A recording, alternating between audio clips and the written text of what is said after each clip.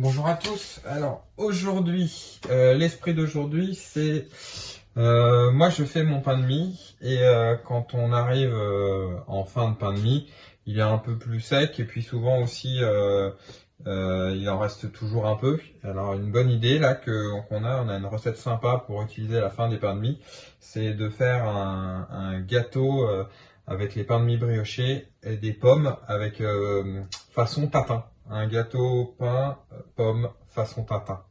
Et c'est assez sympathique, vous allez voir.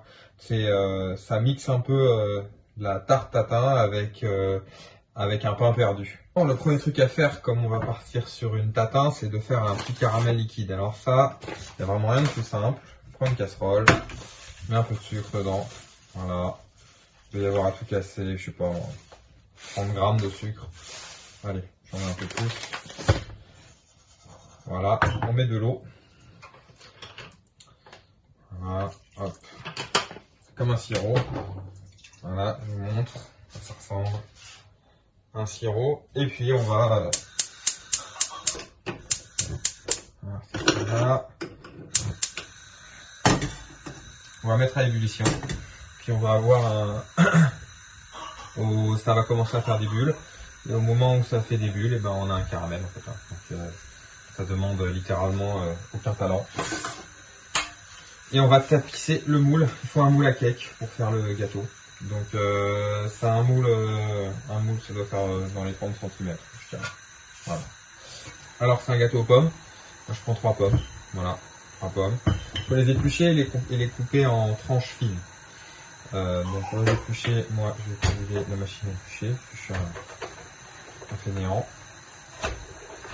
Voilà.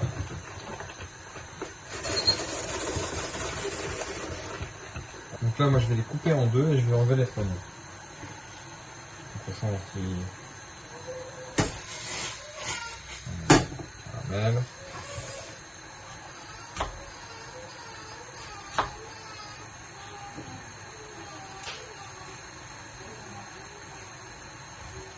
Donc là, voilà, on a l'eau qui s'évapore.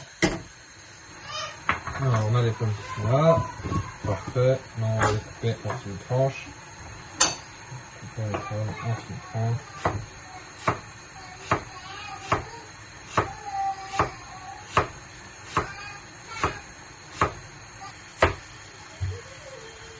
Voilà, hop, on a des tranches fines. Là, on a un caramel qui commence à ressembler à un caramel. Je vais laisser un peu ce feu, parce que sinon, on va me surprendre. Alors, regardez là. Je vais mettre un peu à quoi ça ressemble au caramel. Là, on va le laisser encore un peu brunir. Voilà.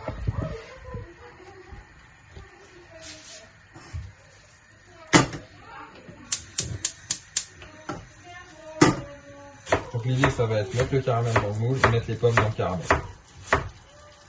Alors, petite astuce, hein, si vous avez un caramel, ça va brunir, ça va coller à la casserole. Et en fait, le sucre, ça part avec juste de l'eau. Donc il n'y a vraiment aucun nettoyage compliqué. Voilà, donc là, on a les pommes. Voilà. L'épaississement du caramel.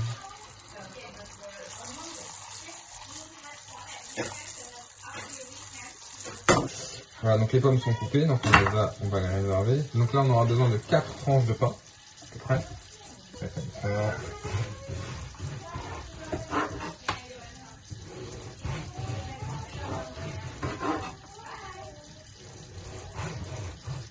Ça, et voilà. Donc j'ai mes 4 tranches de pain.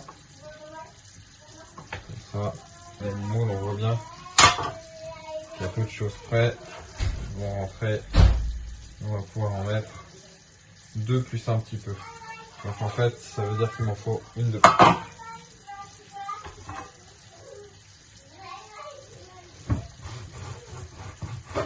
Voilà. Voilà, j'ai mon caramel là. Donc là, on voit bien il a moussé. Alors ce que je vais faire, c'est que je vais le détendre avec un petit peu d'eau pour avoir un peu plus de caramel et qu'il soit un peu plus liquide. Donc moi je mets un bouchon d'eau. Après, c'est vrai que c'est délicat parce qu'il faut éviter qu'il soit complètement liquide ce truc là. Vraiment, moi ce que je fais, c'est que vraiment j'ajoute littéralement à fond, que je vais réchauffer encore un tout petit peu.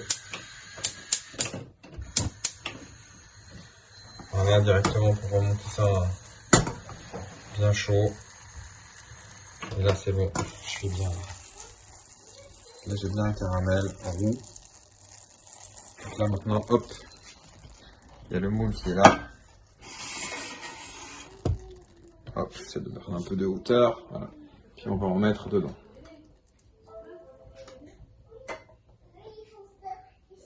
Voilà. Là, avec la maryse, j'en mets partout, tout du long. On va en mettre comme ça. C'est l'idée. On va tapisser de pommes.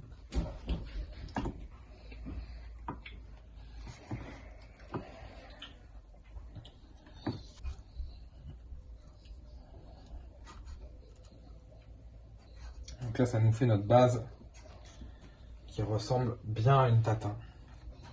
Moi, j'ai pris mes plus fines là sur le dessus. Voilà, donc là, on a ça. Donc après, comme je disais, on va essayer de mettre le pain alors, pour que ce soit vraiment pratique. J'enlève un bord pour que ce soit bien mis.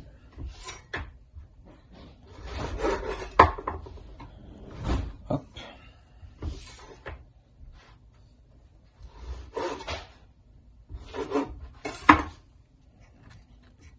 Et voilà. Et là, on va remettre des pommes. Pareil.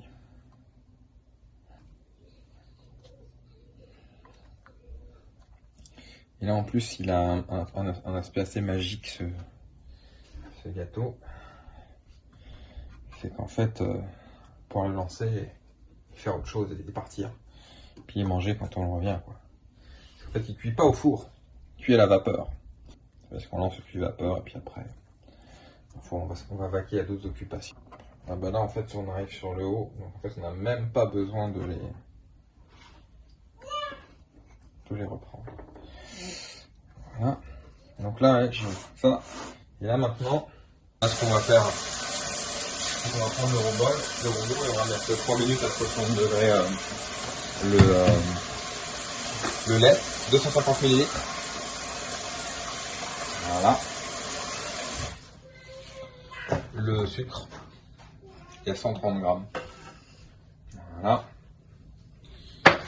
Et là, c'est parti. 5 minutes, 60 degrés. Je sais pas quelle vitesse.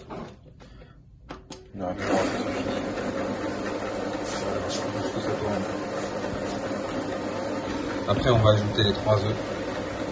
Donc voilà, le lait est chaud, ça fait 5 minutes. Donc là, on va ajouter 3 œufs.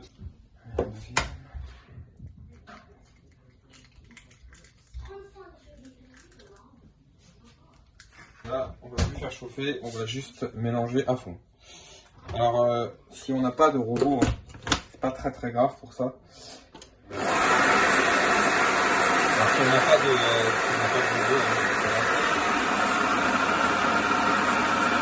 ça va adapter la place.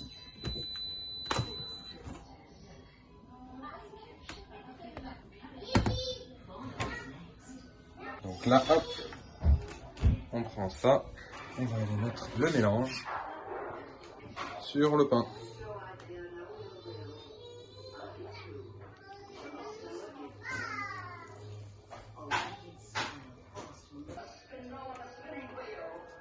Il faut que ce soit bien épongé. On ne cherche pas à faire net. Hein. Donc on a très imbibé, c'est très bien. Donc là maintenant, papier d'aluminium.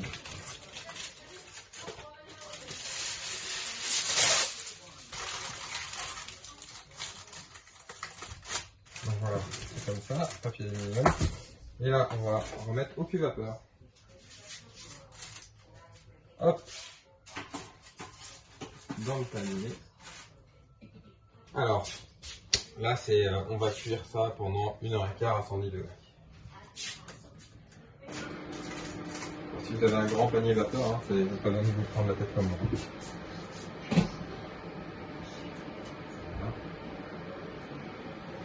Là.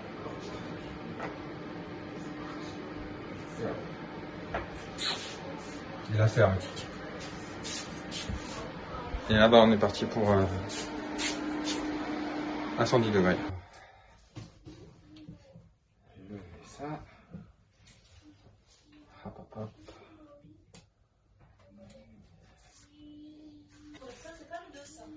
Là, hop. Donc voilà.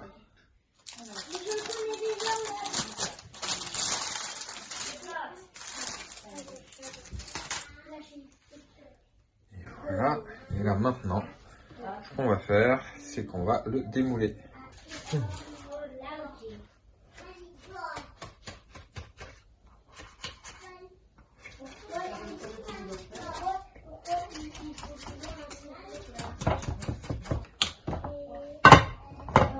Trois, 2, 1.